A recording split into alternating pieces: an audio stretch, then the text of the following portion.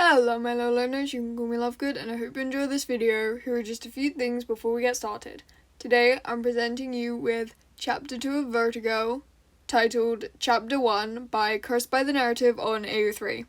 Content warnings for this chapter include some internalized ableism mentioned in one sentence, but if it's triggering, please feel free to skip starting from his bones until his shoulder.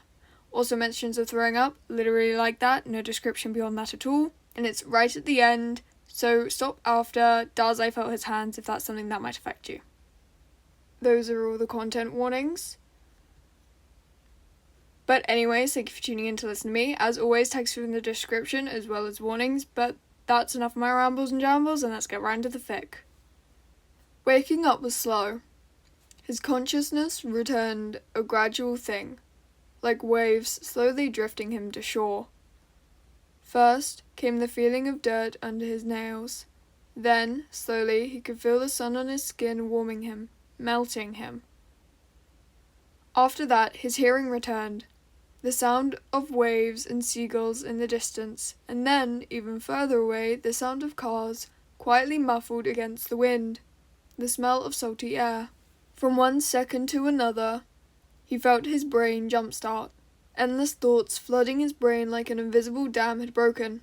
I didn't expect to be able to think in death, some part of his brain whispered, as another screamed, maybe we were the immortal all along. All the sudden activity gave him a headache, and it took all his strength to finally open his eyes. He was laying on his back, he realized, though the thought came painfully slow. Then the next, he realized that the vast bluish-grey sky right above him, familiar the way the Yokohama sky was.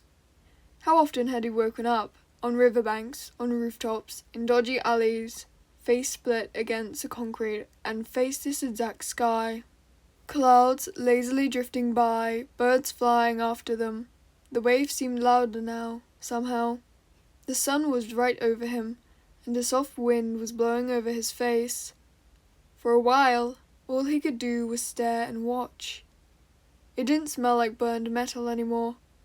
It didn't smell like blood anymore either. Heaven, perhaps, Dazai thought, would feel like this, peaceful, quiet. The thought did not last. Inside his bones, he could feel no longer humans screaming. Despite being constantly on and Dazai having been known to exhaust his ability like no other, it never quite felt like this before. Like a horribly overworked muscle cramping up, he could feel no longer human pulse and whine somewhere behind his lungs, and although it felt as though his ability would fail again, any minute without warning, Dazai had to focus on keeping it from lashing out.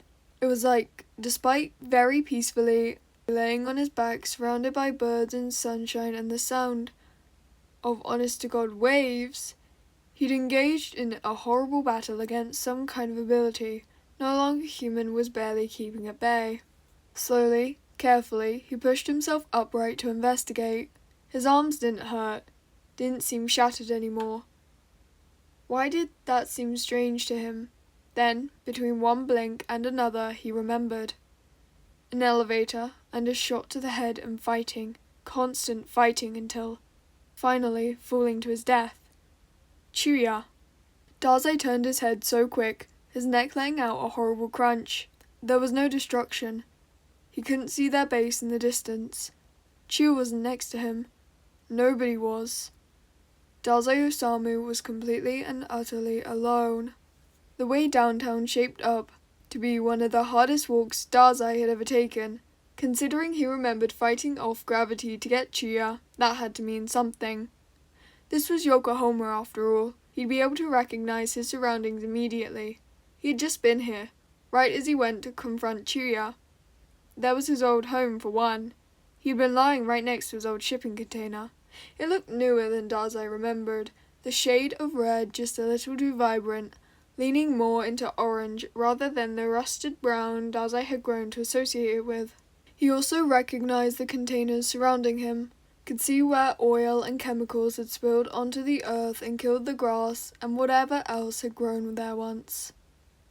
One thing he quickly realized about hell, because the further Dazai went, that was what his surroundings shaped up to be, was that his injuries hadn't at all been healed. His bones seemed to be mostly intact, though his left leg still hung uselessly off his body. His shoulders burned like he'd been shot minutes ago.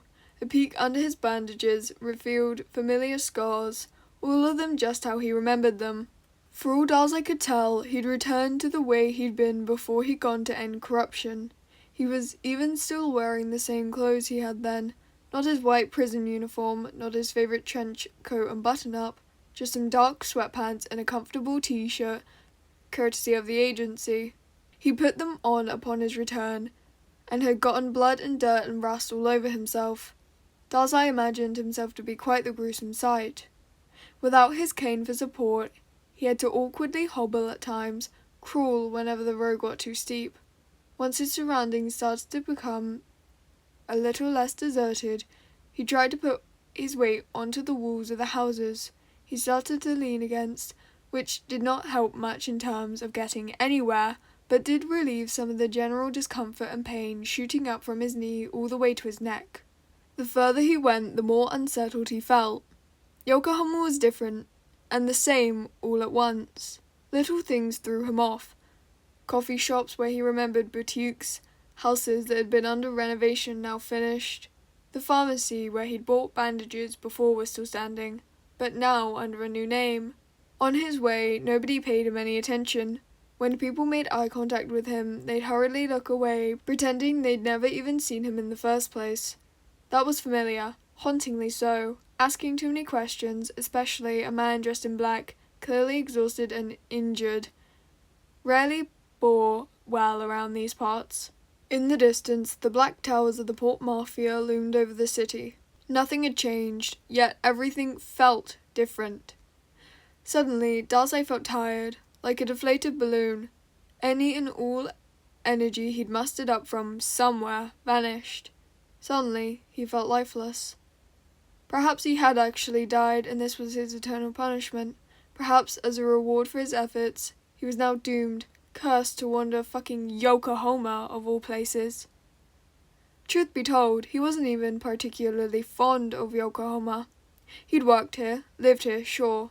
He'd done horrible, unspeakable things in its name and protected its citizens. But he'd never done it for Yokohama as a whole. Had never quite gotten as sickeningly protective over the city the way Mori or Fukuzawa or Sensei had. Mori had ordered him to kill, had made him destroy anyone intruding on the city in his name. Oda had said to protect people, to save the orphans, and so he had. At the agency, he'd learned that Oda had been right, that helping others was infinitely more rewarding than causing destruction, that using his brain for the right thing to do felt satisfying in ways he had never even thought possible. But at the end of the day, he'd done so for the humans living in Yokohama. Like a domesticated wolf, he'd protected the sheep, but for the sake of the sheep and not for the farm. Protecting Yokohama had been a means to an end. Being stuck here for eternity did not seem appealing in the slightest. Perhaps Dazai had just been too young, too apathetic then, and once he'd learned how to care, he'd chosen to care about something else. Yokohama had never been his city the way it had been Atsushi's. Dazai turned, leaning his entire back against the crumbling facade of a building he vaguely remembered being the main office of an architecture firm that had closed shortly after he'd defected from the Mafia. Back then, he'd used the company for money laundering, and Mori had made sure to seize the building alongside any and every other building connected to his name once he left. Afterwards, the building had been abandoned, as had most buildings in the area had been, and stood empty. Then Dostoevsky had gotten a hold of the book, and almost everything here had been reduced to rubble. A good chunk of his Yokohama, just gone, in the blink of an eye. Maybe that was the reason why he felt so listless, so uncomfortable here now. Dazai let his eyes wander over the buildings, drinking in the sight of them. He paid special attention to the details, trying to burn them into his memory. There was a small bird painted just below the window of what seemed to be a toy store, a somewhat crude drawing of a duck with yellow feathers and red legs hidden in the shadow of the windowsill, just between the ground and the edge of the display window. Dazai had no doubt it was something left by one of the younger customers. Despite spending quite a bit of his time here when he was younger, he'd never even noticed it before. But now that he had, he'd noticed little signs of life here everywhere, obvious little red flags he'd never seen because he'd never looked, had never even been back here after abandoning the entire area. There was quiet, muffled music coming out of one of the windows somewhere above him. Someone was playing the piano, badly, but with enough enthusiasm and cheerfulness to make up for any wrong note, and when he closed his eyes and focused, he could even hear what sounded like a dog howling along. Across the street, he could see an old woman sweeping her apartment. He watched as a young boy, perhaps 13 or 14, walked in and immediately proceeded to take the broom out of her hands and force her to sit down. At once, an overwhelming feeling of alienness washed over him. These were real people, with real lives, and they lived here, even though he had thought everyone had deserted these streets. Had they been here when the destruction came? When their buildings toppled down on them? Had they died here as they had lived? Was this, too, something he'd misjudged? Just another one on the list of horrible mistakes he'd made. He hadn't heard about casualties, but perhaps he hadn't looked into the matter hard enough, too distracted by whatever he had deemed more important then, too distracted by grieving over those he knew. Dazai thought about Kunakida, and about how he would have known, how he would have memorized all of their names, how he would have visited their graves, and how he would have sent flowers and his condolences to anyone who would have survived it. The thought almost made him chuckle. Kunakida would have written his failures into his notebook as though someone would quiz him on the guilt later, would have written elaborate plans to make sure nothing like this would ever happen again, and felt personally responsible for every stone overturned. Dazai was not Kunakida. At 15, perhaps, he would have laughed about all of this with the same kind of sardonic, cynical laugh Dazai had considered his entire life with, death and carnage. Nothing about this would have touched him. At 17, maybe, he would have actually considered joining Dostoevsky. When he was bad, when he was at his very worst, hadn't he considered ending everyone else? An elaborate suicide, but a suicide all the same. Now, at 22, Dazai could feel sadness over the death of others, could acknowledge that these people had deserved better. At 22, Dazai had learned and changed. A little late, perhaps, but he was still capable of pushing all that aside the way normal people could push aside bad weather. At 22, Dazai still played chess. He pushed off the wall and walked on, now with a newfound need to find the agency, to see his members, because surely, if this was some sort of hell for him to burn in, that had to mean the agency was still here, still standing and guarding Yokohama, because surely nothing could be more torturous than to see them again. All of them, alive and well. He imagined them, imagined the way they'd been when they'd all been together, before Mersalute, before the airport, before the world fucking exploded in cold blue light. Because, truth be told, it had been a long, long time since then and now. Dazai could barely even remember how it felt to lounge in his chair and watch, through half-lidded eyes, as Kunakida worked and Kenji watered the flowers and Atsushi quietly talked with Kyoko about whatever interest she had developed, seemingly overnight. Dazai needed to go home. Kyoko and Atsushi had been MIA by the time he'd made it back to Japan. The president had been dead, and Kunakida had died shortly after they'd managed to regroup. Dazai would have gladly died then, would have given everything to exchange places with them, to finally be the one dead and not the one mourning. If he could see them now, he thought, a part of him might break, never to recover. Still, he pressed on, because not seeing them hurt in a way he couldn't even describe. "We need you," Roundbird said, "half dead or not." But truly, Dazai was the one that needed them. Needed the comfort of the ADA to feel alive, to feel human, to feel good. On his bad days, even on his worst days, the agency could keep him going in a way the Mafia had never figured out. A want instead of a need. Kunakida grumbled and complained whenever he slacked off, but there was no real consequence to any of it. He'd still call him twice to make sure he was alive the next day. Step for step, he dragged on. Newfound vigor lacing every painfully slow step. Surely the ADA had to be there, had to be completely fine. No matter what this actually shaped up to be. hallucinations before his brain finally shut off, some sort of never-ending nightmare, potentially ending with him waking up on his futon and Dostoevsky dead the way he should have been centuries ago, or literal, actual hell. Dazai had to see the agency. When Chuuya had aimed for his head, he had felt like this. In that split second before the bullet stopped, despite almost a decade of trust binding him to his old partner and the knowledge that he'd be fine, he had thought about the agency and made peace.